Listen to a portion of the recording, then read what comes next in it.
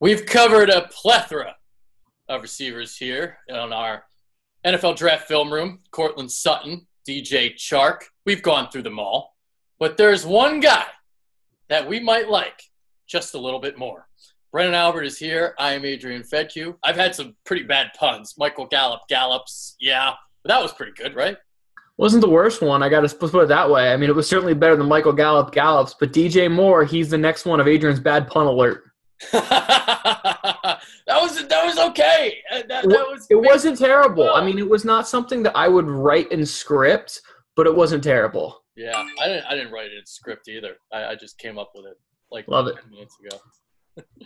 All right, let's take a look at DJ Moore. And I'll tell you what, out of all the guys that we watched, he was probably the one that impressed me the most when I watched his tape back. So there's guys that, before the draft comes, you kind of have like this presumption of as to what they are.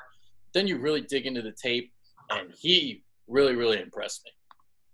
Absolutely. DJ Moore is a guy who certainly went under the radar. When Maryland was a team that had 4 different quarterbacks this year, 4 different quarterbacks. As a receiver, that's almost like the black mark of death. It's so freaking hard for you to be successful when you're looking around and you're like, all right, who's the quarterback and center now? Because I have no idea. It just feels like it was musical chairs there at Maryland. Yeah, for real. And there's like this assumption that he can't really go deep because he's seen as this quick, gadgety, underneath player. But the first couple of clips that we're going to look at, he's going deep. And this one is a post route. He has a nice job here. Let's take a peek at it here. Good vertical push right off the line of scrimmage, which is one of his knocks. And this is not an easy catch by any means. Obviously, being able to reach back and grab it, but also the ability to split in between a corner and a safety. There's not going to be a great vision for him to make this reception. Awesome job here pulling this one in here by DJ. Yeah, a lot of the receivers that we've kind of seen, they don't go up and high point it the way that DJ Moore just did. They kind of let it come to their body, and they'll catch it with their body. But as you can see here, he's outstretched. He times his leap perfectly, and that is such a beautiful catch. It really is. Now, with DJ Moore's frame, only 6 foot tall, you got to use every inch of it here, and he certainly does in this clip. There it is. All right, next thing. This is a go route, and this is a pretty nice, nifty, one-handed snag. Yeah, it's always pretty when you only say, look, Mom, one hand. It's always nice when you can do things like that. Now, we talked about this with DJ Chark, his ability to bring the ball in and keep a window. What I want you guys to watch here is you're going to notice here when you watch this a couple times, DJ Moore, he's going to press vertical, then he's going to sway in, then he's going to bring it back outside. The reason he brings it in is because now he is ensuring the defensive back is going to lean with him. So ultimately, DJ Moore knows, hey, I can make this catch uncontested. Versus if DJ Moore clearly runs straight and goes and attacks the ball right away, that defensive back who can't see the football is going to run right into his lap. This is a really nice technical thing that you see here. Guys like Golden Tate, for example, not necessarily burners, but they know how to lean and use leverage in the route. This is a great example here by DJ Moore doing exactly that. Yeah, that's a tight little turn right off the line. So you see so many of these guys, like you explained, they get so much width, and they get so close to the sideline so quickly. But for him to get a tight turn, get vertical right away, and to get the separation like that gives the quarterback more room to operate there along the sideline. Especially there when he gets to about the 20-yard line, you can see him start to lean a little bit more to the middle of the field, which forces, again, that corner to come closer to the middle of the field, and ultimately DJ is able to make this reception uncontested. Yeah. All right, well, we kind of brought it up a little bit, 4 different quarterbacks at Maryland. So there were instances where this should have been a touchdown right here. Had he gotten a better throw, you can see the separation he gets on that stutter and go route. Look at this at the top of the route. This is a great example here of him being a really good route runner. You know, DJ Moore is arguably maybe the best route runner, if not 1B, right behind Calvin Ridley. Really nice job here on that stutter go and go ahead and get it. But, Adrian, you said it right, man.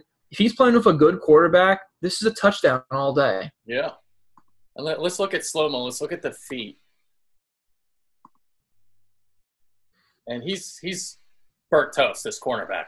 It's a nice job of the feet, but the other thing here that makes the corner believe that this is actually going to be an in route is the fact that DJ Moore sinks his pad level. He sinks in his weight, in his hips, which makes the defensive back think, okay, this is going to be an in-breaking route. Right here, you see him sink his body. Yeah. That's what makes that defensive back actually believe this is a in-breaking route. If he just goes and he taps his feet and he's standing straight up in the air, no one's going to believe it because no one actually makes a cut when they're standing straight up. You sink your pad level, and then you make your vertical, your lateral movement.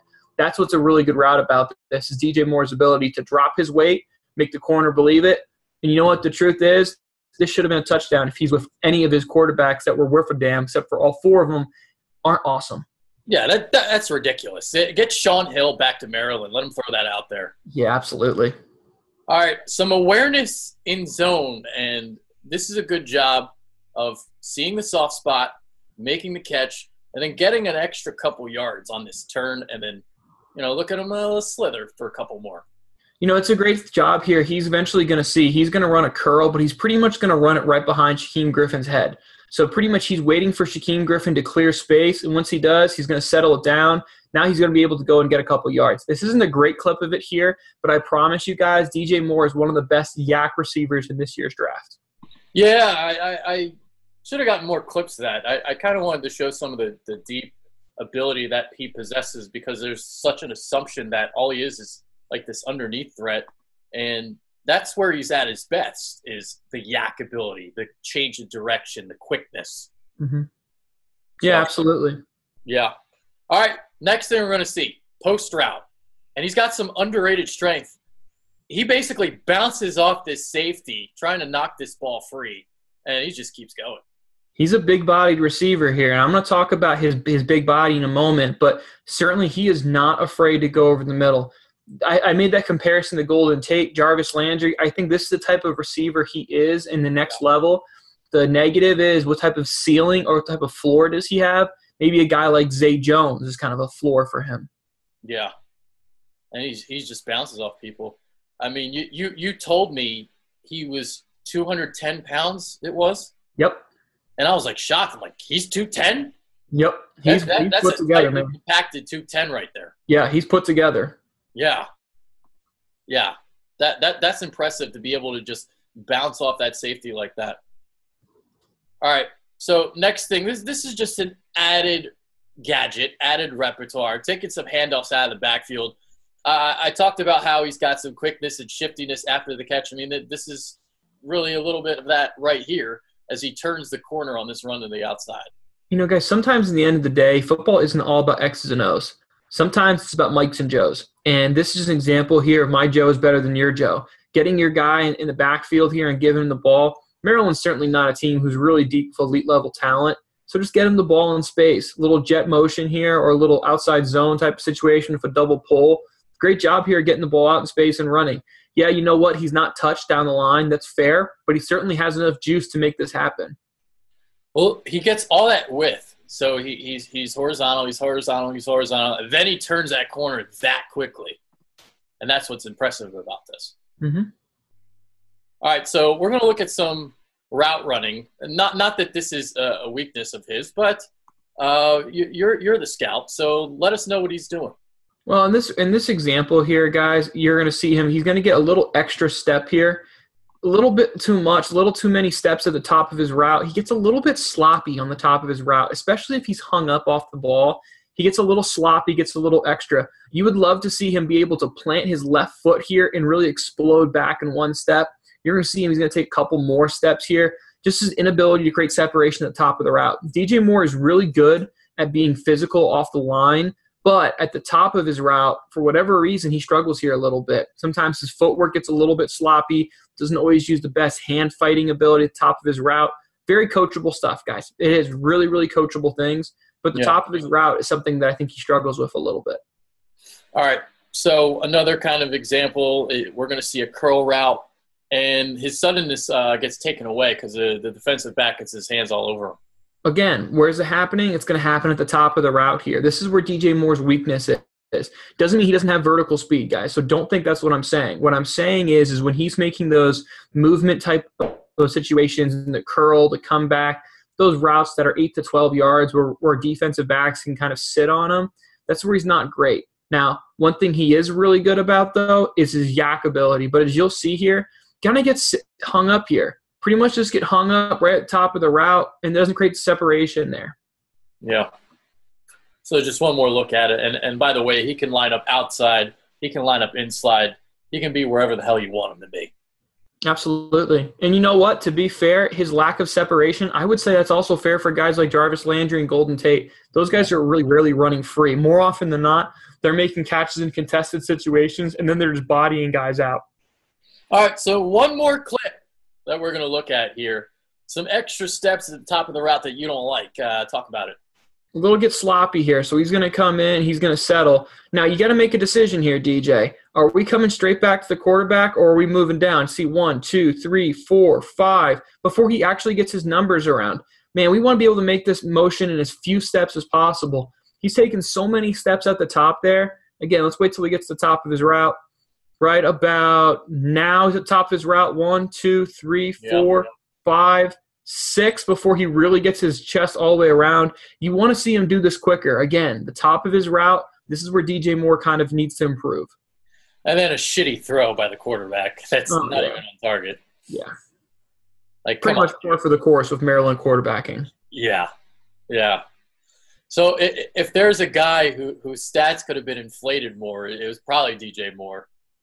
Absolutely. You know, one of the knocks that a lot of, if you start doing your research, guys, whether you like Daniel Jeremiah, Bucky Brooks, you know, Kuiper, Matt Miller, whoever you read, a lot of times some of the knocks they'll say would be, you know, stats are a lot of inflated for quick game, quick stuff. And that's a pro and a con. It's a pro because I think that's where his ability is in the NFL.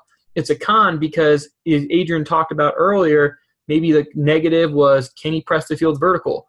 Well, if you go through 4 quarterbacks, you probably don't have a lot of confidence that you can throw the ball vertical in the first place. So it's hard for me to completely give that as a negative criticism, but it is certainly a fair concern for for NFL teams. Yeah, we saw the stutter and go there. Instead of going for 30, he should have went for 80. That's an extra 50 yards on his stat total. Mm-hmm. Absolutely right. Catch. Yeah, absolutely. And you know what, guys? If that happened once, I'm willing to bet it happened probably a lot. Yeah. All right, where do you see DJ Moore going? Man, I like DJ Moore. I have DJ Moore as my 1B receiver. I think Calvin Ridley's ahead of him, but I don't think it's by as much as people think. Let me go, guys, to my dual screen here. Let me kind of rattle off some numbers for you, okay? Yeah. DJ Moore and Calvin Ridley, both about 6 foot, 40 times. DJ Moore, 4.42. Calvin Ridley, 4.43. Both of them 15 on the bench. Vertical. Moore, 39.5. Ridley, 31. Broad jump. Moore, 132. Ridley, 110. Let's go here. 20-yard shuttle. Here's another huge one. Moore, 407. Ridley, 441. And here's the biggest difference. Calvin Ridley, 6 foot, 189 pounds. DJ Moore, 6 foot, 210 pounds. So Moore is more explosive in his lower body, and he's 20 pounds heavier. That's a big, big difference there. To me, if you're drafting a guy like DJ Moore, you have to accept the fact that his ceiling is just going to be Jarvis Landry or Golden Tate. Pretty damn good ceiling considering both of those guys are Pro Bowl level guys, but I don't think he'll necessarily ever be an elite level number 1 for your team. I think he'd be a damn good number 2. Elite 1, not so sure. DJ Moore, I have him. Let's see, where do I have him going? I have him 15 to 32. That's the exact same range I have of Calvin Ridley, 15 to 32. I think it's going to be kind of about what your preference is between the two. If Moore goes before Ridley, I wouldn't be surprised, but I think more teams will have Ridley ahead of Moore because they have seen more route versatility in film. Yeah, Moore with some more versatility. There it is. You did it without even trying. Yep. See, that's the difference between you and me. I tried, you didn't. You know what? When you have a name like Moore, it's like the puns of his entire life were probably just too easy. It probably just goes right over his head anymore. See? Yeah, right there. Go DJ. That's a Lil Wayne reference. We might be a little bit too old for the crowd now. Who knows if they even know. Starting to fade it. Yeah. All right. That's Brennan Albert. I'm Adrian Fedque. More coming up next. Appreciate it, guys.